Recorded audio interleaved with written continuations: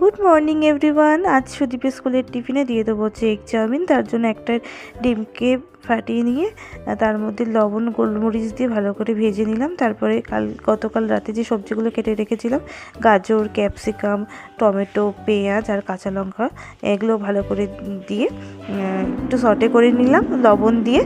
তারপরে হচ্ছে একটুখানি ভাজা ভাজা হয়ে গেলে গোলমরিচ গুঁড়ো দিয়ে দিলাম। তারপরে সস দিলাম, red chilli sauce, soya sauce, একটু ভিনিগার আর টমেটো সস দিয়ে ভালো করে নেড়ে চেড়ে সব যখন সিদ্ধ হয়ে গেছে, তারপরে আগের থেকে সিদ্ধ করে রাখা চাউমিনটা দিয়ে দিলাম। আর চাউমিনটা সিদ্ধ করার সময় কিন্তু লবণ আর তেল দেওয়া ছিল।